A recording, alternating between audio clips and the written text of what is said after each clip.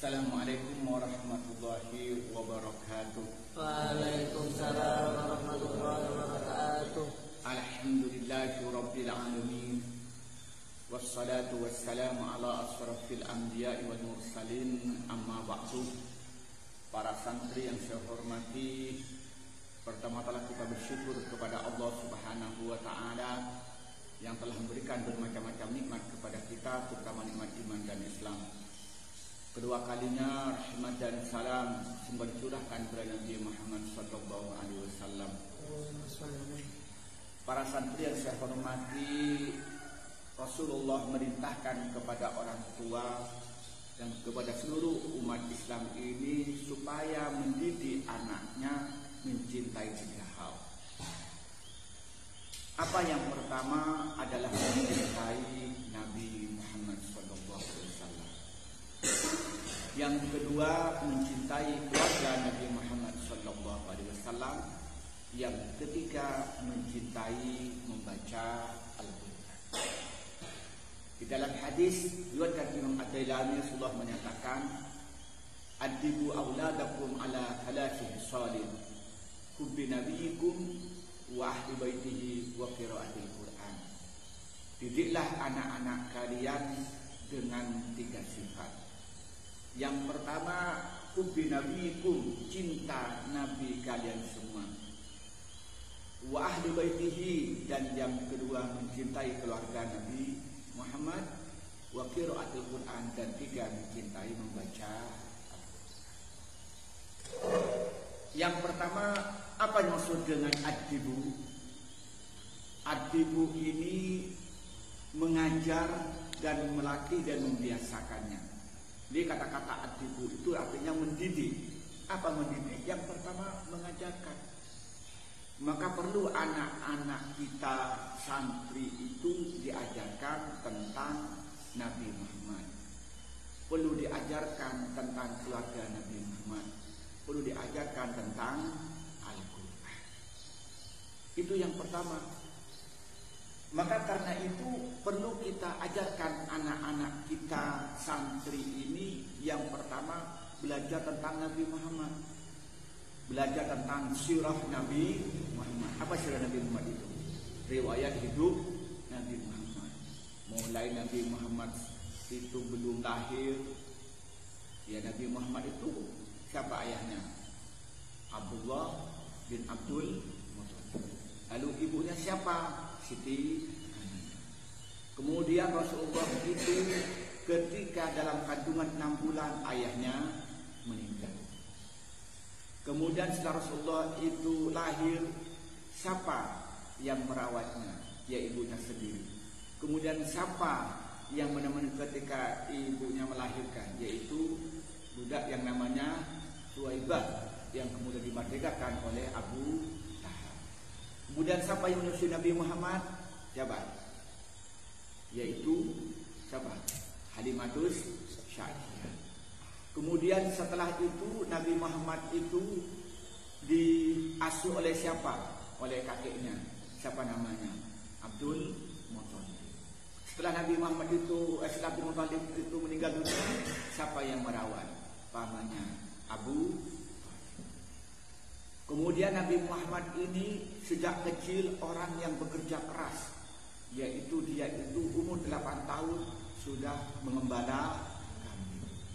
Kemudian setelah umur 12 tahun dia sudah ikut berdagang. Pamannya siapa? Abu Talib. Kemana? Ke Syria. Kemudian umur 25 tahun dia itu sudah berdagang kerjasama dengan Siti Khadijah. Kemudian dibantu oleh budaknya namanya Maisar. Maisar itu nama laki-laki bukan perempuan. Lalu Rasulullah pada umur 25 menikah dengan Siti Khadijah. Kemudian Allah diberi karunia anak. Di antaranya anaknya siapa? Ada Siti Fatimah, ada Kulsum, apa lagi? Ada Ruqayyah. Kemudian anaknya di antaranya apa? Ada Sayyidina Qasim, ada Sayyidina Ibrahim. Di antaranya anaknya. Kemudian Rasulullah ini diutus menjadi Rasul kapan? Umur 40. Kemudian berjuang di Mekah berapa? Selama 13 tahun.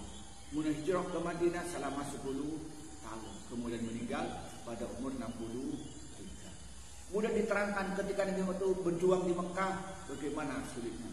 Berjuang di Madinah, bagaimana? Dipahamkan. Itu sirah Nabi Muhammad secara singkat.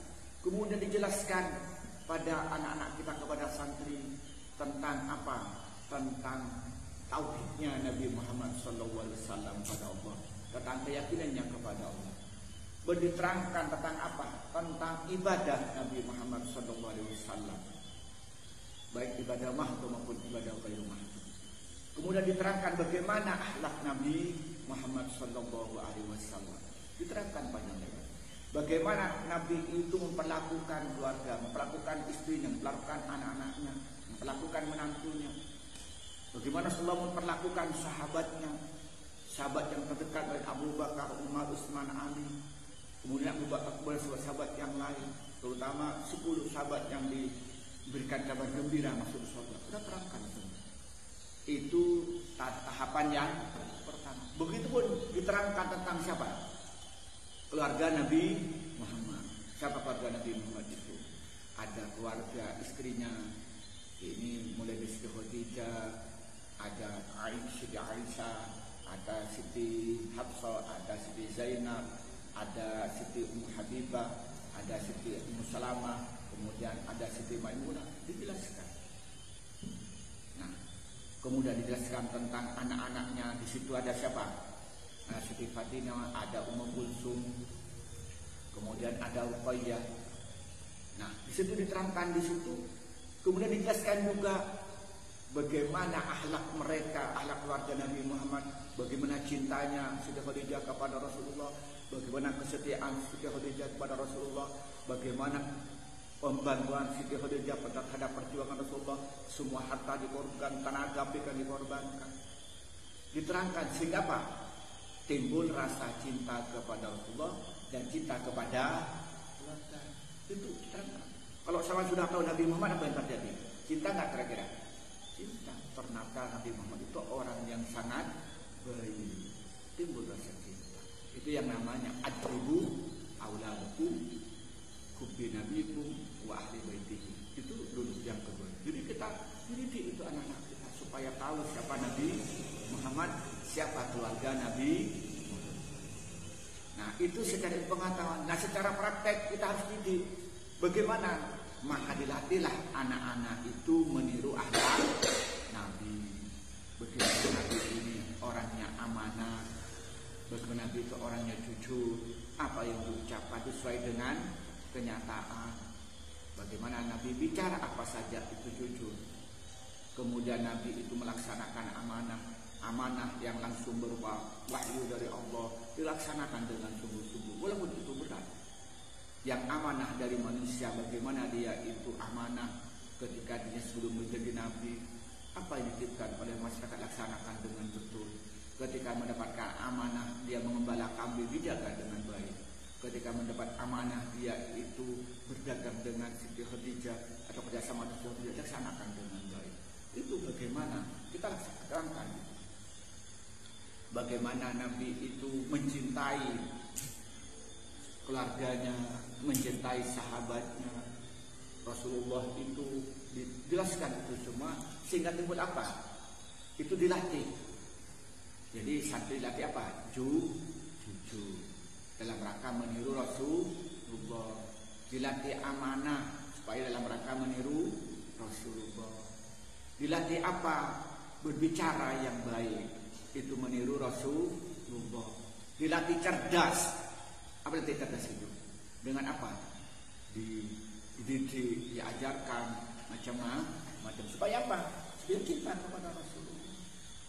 Nah, kalau sudah cinta dengan Rasulullah dan keluarganya, apa orang itu kalau sudah cinta? Mesti apa kalau sudah cinta? Pasti mengikuti perilaku Rasulullah. Mesti menteladani Rasulullah. Akan menteladani tentang ibadahnya, akan mengadil Rasulullah tentang apa? Tentang akhlaknya, Rasulullah tentang perjuangannya. Itu akan meniru dengan sendirinya. Kalau sudah cinta, kayak sampai misalnya cinta dengan film Shinchan, Ada yang suka Pak Sincan di sini. Mana perilaku Sincan yang ngomongnya itu gak sopan. Nah, kalau sampai suka nonton film apa? Upin Ipin. Tahu soal nonton Upin Ipin? Iya. Nanti kumpul dengan budak-budak dengan itu ya. Kalau bilang orang anak muda itu kan budak-budak lah orang Malaysia. Ya dia akan niru sampai. Atau kalau ibu-ibu suka nonton film Ikatan Cinta, mesti ngikutin perilakunya bintang film Ikatan Cinta, mesti. Maka karena itu kita jadi penting cinta Rasulullah supaya apa? Supaya kita ini senang pada Rasulullah sehingga pada akhirnya meniru Rasulullah. Perlu kita cinta kepada keluarga Nabi Muhammad supaya kita cinta itu melahirkan meniru perilaku keluarga Nabi Muhammad, menemani perjuangan, mengorbankan apa yang bisa dimiliki dan tulus. Kemudian setelah itu apa? Dididik cinta membaca Al-Quran. Kita terangkan tentang Al-Quran itu dari siapa? Al-Quran itu firman Allah yang diturunkan pada Nabi Muhammad melalui malaikat Jibril dengan berbahasa Arab, yang menjadi ibadah bagi yang membacanya, menjadi mukjizat bagi Nabi Muhammad SAW. Kemudian ditulis dalam mushaf yang diawali dengan surat Al-Fatihah, diakhiri dengan surat An-Nas. Kita terangkan itu bahwa Al-Quran itu datangnya dari Allah, bukan dari Muhammad, Nabi Muhammad, tapi datangnya dari Allah. Nabi Muhammad hanya menyampaikan apa dari Allah, tapi Muhammad tidak melalui langsung, tapi melalui siapa? Pelantara malaikat Jibril. Yang pertama kali turun di mana? Pertama kali pada 17 Ramadan pada Nabi Muhammad umur 40 tahun diturunkan di mana? Di Gua Hira. Keterangkan. Kemudian Al-Quran itu bacaannya itu merupakan taufik dari Allah langsung. Kapan harus dibaca pendek, kapan dibaca panjang, kapan dibaca idgham, kapan dibaca idhar, kapan dibaca tahqiq, kapan dibaca iqlab, kapan dibaca qalqalah, kapan dibaca mad jaiz, kapan mad wajib, kapan mad tabi'i, kapan ghamyunah, kapan gunnah, kapan ikhfa, semuanya datangnya dari Allah. Begini pengucapannya ha, ha, ha, kemudian kaf, qaf, ain, hamzah, semuanya itu datangnya dari Allah. Tauqifi. Kemudian kapan Al-Quran itu dibaca berhenti, kapan itu langsung, kapan itu waqaf, dan itu semuanya datangnya dari Allah. Karena datangnya dari Allah. Nabi Muhammad hanya menyampaikan. Tidak ada satupun yang kurang, tidak satupun yang lebih. Itu kita kenalkan dulu Al-Quran. Setelah itu apa? Diajarkan cara membacanya. Seperti di pondok ini. Ya, kalau setiap hari kan baca Quran sampai mulai yang masih belajar dari awal. Mana sifat? Ada sifat. Nah, itu yang penting tuh. Nah, diajarin baca sampai bisa. Soal lagi itu di belakang yang itu tuh berdiri. Nah, sudah berdiri. Nah, jadi kita itu diajarkan bagaimana mulai cara baca, kemudian bagaimana cara baca yang benar, sampai tahu nanti tajwidnya, tahu makharijnya, tahu sifatnya. Nah, setiap hari kemudian dilatih untuk membaca, pagi membaca, siang membaca, malam membaca. Ditambah lagi apalagi ada yang menghafalkan Al-Quran, ada yang hafal 1 juz, ada yang 2 juz, bahkan ada yang hafal 30 juz. Alhamdulillah. Setelah dia bisa baca apa yang lain itu, maka dibuatkan kebiasaan baca Al-Quran, baca sendirian atau bersama. Setelah itu apa? Setelah itu belajar memahami isi Al-Quran. Memahami Al-Quran itu banyak syaratnya. Yang pertama dia diajari ilmu shorof, dia tahu perubahan kata. Diajari ilmu nahwu, dia tahu i'rab, mana fa'il, mana maf'ul. Ya. Kemudian juga diajari balaghah, biar tahu mana majaz, mana hakikat. Biar tahu di situ mana isti'arah. Kemudian tahu semua, sehingga nanti tahu, oh ini majas, oh ini isti'arah, oh ini kitnab. Itu tahu, oh ini ijaz, kita tahu semua. Ini majas nukson, ini tasbih, semuanya tahu dengan belajar ilmu belaghah.